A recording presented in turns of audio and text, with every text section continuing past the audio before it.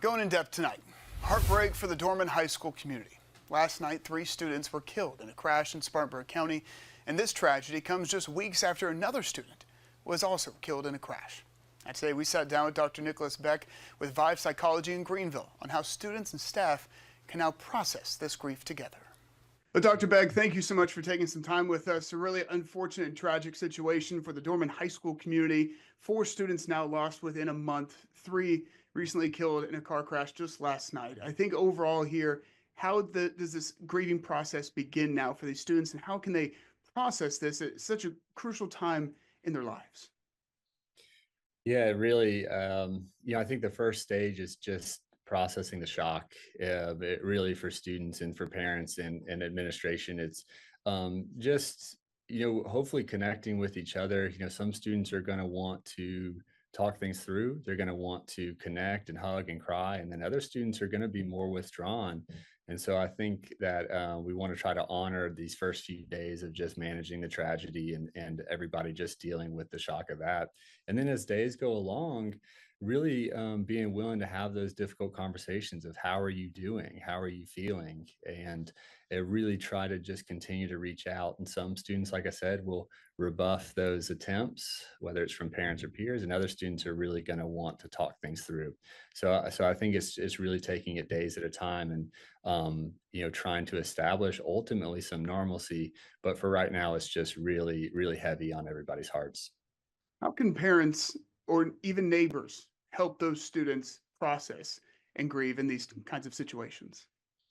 Yes, it's a great question, and I think it depends somewhat on the level of their relationship. So really close members and close family. I think just sitting with them, being with them, probing gently. Like I said, how are you? What do you need? And then the larger community is just keeping an eye out for ways to help. Maybe it's delivering a meal.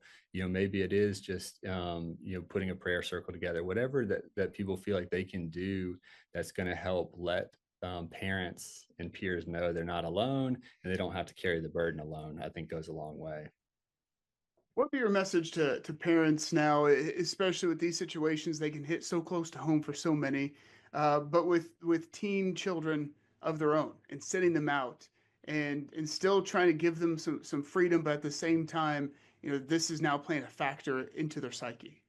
hmm Yeah, it really is a very, very hard challenge for parents. And that's where communication goes such a long way of parents being willing and able to say, we're really worried, and want you to understand how to be safe on the road, how to be a defensive driver, and just know right now we're not going to want you maybe to be out as late as we did a couple weeks ago, and I think that most peers are going to react okay to that and understand that their parents are concerned. And I think the peers should recognize that the roads are dangerous and we want to really take driving seriously in that way. So I think for parents, it's just about communication, letting their kids know that they're worried and that they love and care about them.